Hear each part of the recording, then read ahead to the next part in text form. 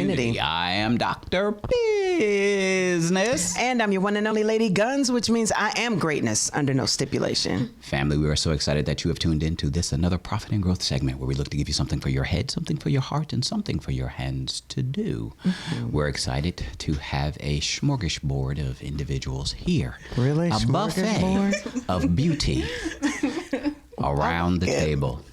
You needed one. You needed one more. A smorgasbord, a buffet of beauty, and a harvest of knowledge. Yes. There we go. Excellent. Black girls rock. Who do we have with us today? Hi, I'm Tamara Porter, host of Growing Communities show right here on Wdrbmedia, Sundays at 12:30 p.m. Eastern Standard Time. Excellent. And also we have with us the illustrious Karma Banks, Woman Recreated. And day and time of your show? My show will air February 4th. I will be on air Tuesdays, 9 p.m. Eastern Standard Time.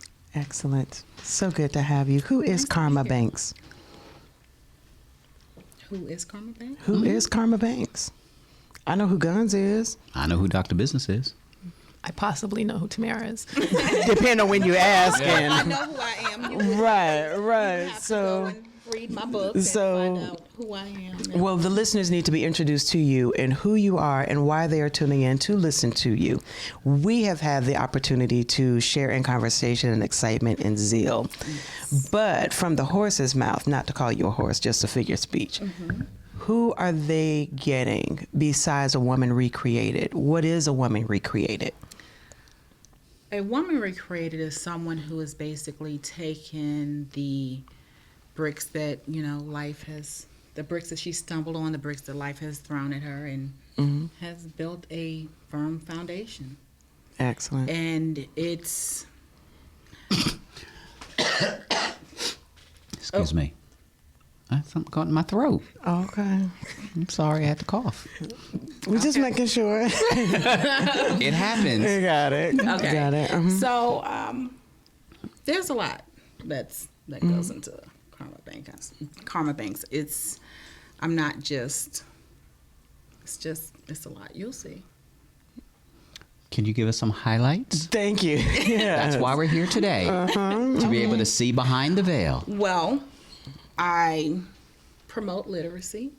I'm an advocate for mental health as well as foster care awareness. Excellent. Why do you promote literacy? Because it's important. Why? It's definitely important. Well, nowadays average- you got books that talk to you and read for you, Audibles. and I know. audible books and stuff. So the I love whole my importance audiobooks. of reading and writing is not as important today as it once was when we were not allowed to read and write. And I was going to ask what level of literacy, because there's computer literacy, there's poetic literacy. And, are you talking about the writing, the authorization, the creativity, or Yes. just go to the library and check out a book literacy? Yeah. Well, you can basically anyone can make themselves by reading. You can empower yourself by reading. Let's say I was listening to a podcast, this was many years ago, and a young man, he talked about how he wanted a specific degree. He didn't have the money to get that degree, but what he did was he just looked at the syllabus and went and purchased all of the textbooks and empowered himself. Which people are doing now through YouTube University. No. They are, literally. I understand anything, that, but I would anything not. that a person wants to learn, wants to evolve into, wants to grow into, continuing education today is done through vehicles like YouTube. I have changed some things on a car thanks to YouTube and saved some dollars from a I understand mechanic. that, but not all information. And even with, you picking up a book, not all information is true. Well, you always have to chew in the meat and spit out the bones. Right. You always have to fact check. Yeah. You always have to apply what you're reading to your particular situation.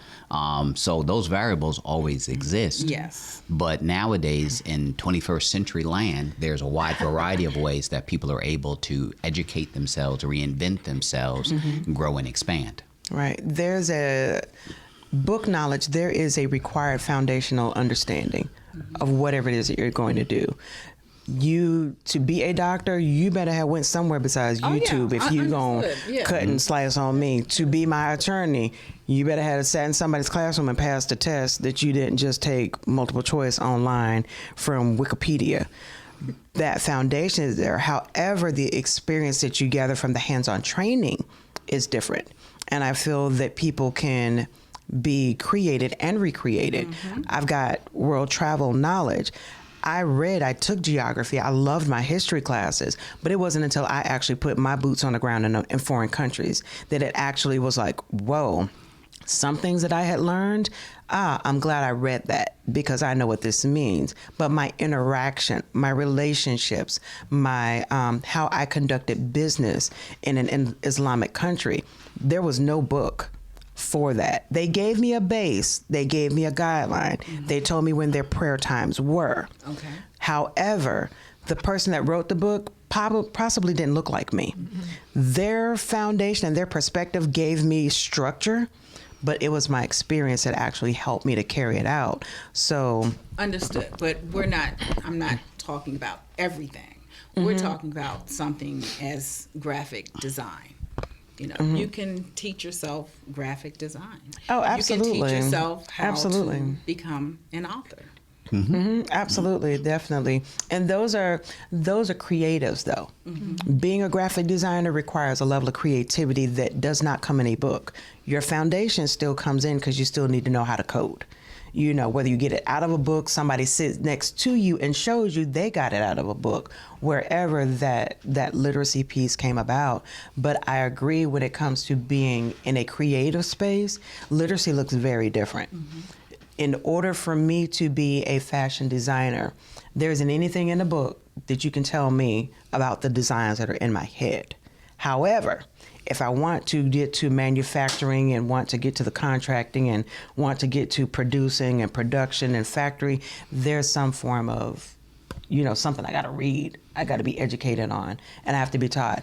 I could do it myself, but I save a whole lot more money if I studied it to some extent, or even were an intern to someone that was trying to get to where, I wanted to go. I think literacy is underrated in our society today because everything will tell you something. Hey Siri, hey Alexa, hey Echo, hey Albert, hey Fat Albert, hey. Like everything is just ask and tell. When I read the Bible, I have a devotion and it'll give me the one scripture of the day. I read the whole chapter, unless it's Psalms 119. That's a whole lot of that's the only one. I just read that, maybe that little paragraph. But because I want the before and after, I want the context and the understanding. I'm a literary nut. I love books. I love to smell them. I love to feel them. I love a bookmarker. I love okay. So we got a book club. So I love that part. In 2050, they're gonna be outlawed, and they're gonna be burned, and the libraries are gonna be bombed. No, I would be that one there that would actually one day, eventually, maybe not in our lifetime. But I think the mindset of where America is going, the direction that we're going, the technology that we're embracing, I think there will come a point in time where the actual paper is going to be obsolete. Because you got your tree huggers that want to save trees, and then they've got a better way of doing things, and then there's always an excuse why the old way is no longer good, like the new way. Bookstores are closing down left and right. Hurts my feelings, breaks my heart. Papyrus is literally going out of business. And that is one. They just sell American stationery, but all of my journals have come from them. So and how do we impress literacy on this generation that is coming up that will take over our well-being when we are of age and need their provision and care? Karma Banks? Well, actually, you lead by example, and you introduce them to a world of reading at a very young age. Mm-hmm. So if, like I have 4 children, and my children were introduced to reading as babies. They knew that, Mom, in my days when I used to be a transit bus operator, I would stop at the library and get the 25-cent books. Right. And they would say, "Oh my God, Yeah. she got those books." But they knew that this is us. Right. And my daughters, they grew up reading. My youngest son, he grew up, he was a bookworm as well. And like you said, this day and age, it's really... It's hard. My nieces went to school and they were issued an iPad. And I was about to say, they Like- traded in their books for an iPhone. Basically, The school when the iPods were issued- coming out, Yeah. I remember one day I took my children to the park and I had my book and everything. I told them, I said, "Bring your books." They sat there. They were on their iPad. They were on their cell phone. Yeah. Well, so I just want to chime in. The good thing about the electronic devices that the kids are using today, and I don't know what generation I'm in, but anyway. My group. is that the utilization of all of these apps, right? So it's not just Kindle, because sometimes Kindle, everybody can't afford to buy a book, but the library apps. I mean, there's like Libby, Yeah. for example. So even if the electronics are now the thing, right? It's what everybody has. You can look at it as you can carry almost a library with you everywhere you go. So Right. you have no excuse. Right, You're right, watching right. YouTube because you want to watch YouTube, not because you want to read a book. Right. And that's my thing, is just impressing literacy as a necessity, in our community. My mother's neighborhood, they started putting up little libraries. So it's no bigger than a doghouse, but you can put books in and I would take my niece, who's 6 now, but her highlight was on Fridays, we would walk down, a couple of blocks, go to the little library, get 2 books. And then she had books. She was like, can I put it in the little library? Like, that was exciting for her. And if we ever went down and there were other kids there, then I would just let us sit, and read the different books with the kids. But that is not common. And for families that have dual working parents, for families that have excessive schedules, and by the time they get home, it's dinner, shower, and bed, we have to depend on these schools, these academic facilities that are... I love when my nieces and nephews have their summer reading requirements. I'm like, you pass, good, what are you reading less than that? Like, you got to read 100 books in 30 days. Yeah, and they're like, and I'm like, don't go get them weekly readers with them 5 pages. Like, let's go get a book. You standing in Walmart while I'm checking out groceries, looking at a Reader's Digest. No, let's get a book. But I think it's important that we, one, continue to inspire them to read, but to cultivate the creativity that comes in book. I personally feel, for me, I get more creative when I actually have the book in my hand and I can zone into the atmosphere that the author has created. When I've got a screen, my eyes are already scrolling down even while I'm reading. That's just how I read my email. Like, I pick up my work habits on screen, as opposed to my reading habit, which is to take my time, enjoy the words, and cultivate the image of the cloudy skies and, circumference clouds and, the dew on the ground and all of that. That is me, because screen for me is work. Right. That is where I am. That's not relaxing. So I'm like you. I love the smell of a book, right? I really do. I love libraries and I like the way it smells. But when you start reading, so let's just say you're doing a lot of electronic device reading, and you're retraining your brain, right? And you're slowing yourself down. And then you could get into that atmosphere. And then even audiobooks, like, a lot of people don't like audiobooks. They're like, it's not true reading, but you can get into it. Like, for me, I can picture the scene. It's like, I am in it. Right. And it's to the point that I don't remember if it was an audiobook or if I actually read it, right? That happens a lot. majority of my reading, as you could possibly tell right now, is on electronic devices, my phone, my everything. So that's for me. Right. That's not. I'll say I have a balance. All of my articles, BBC, Al Jazeera, all of that comes on my phone. Right. They don't have an Arabic newspaper for me here, so I'll read that from my phone. When I'm driving, definitely can't read on long distance, so Audible is what I use, on road trips. But when I'm at home in my pajamas on a rainy day with a cup of tea, I want pages to flip. I want a dim light over my shoulder, letting me just sing it. For me, a book is my me time. That's my everything lets go. On my phone, I could be reading a book and it happens, which is why I try not to. I'll get a bloop, and what do? Scroll down, check that message. And so for me, the screen reading, if it's not an article, if it's not just news, my quiet time, because it will get interrupted by everything else that happens, with my devices. So keeping balance is cool. Yeah. Speaking from the male perspective. Playboy magazine, that's all you do. Just the pictures. Men typically don't have the Harlequin romance type of imaginations where we can open up a book and then find ourselves zoned into Wakanda land, where we're seeing all of the beauty and the letters just jumping off the page in such a way. That's just typically not how a man's mind is wired, which hence has created some of the more visual aspects of a YouTube and of audiobooks to be able to at least get them that information. Same thing with radio.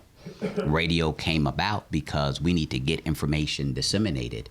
So if we can get it disseminated through the airways, through radio, through television, through these other electronic means, then at least they'll be able to get the information if they're not going to be reading it in a book. So would you say that men are more information gatherers in their reading, where women are more zone and pleasure readers? From psychology, their minds are wired that way. So it's more how-to stuff. So how-to books, how to build this, how to create that, how to fix this, how to fix that. Versus just being creative. I think men, from a creative perspective, their outlet oftentimes comes through music. Hence the whole hip-hop generation, and you'll find more guys doing rap and hip-hop than you will women, although they do it as well. But that's their creative outlet. I guess so, because I was going to say, if you're either writing poetry in a book or you are articulating it, in a You're form, still expressing, you're still being creative. It's just another way of doing it.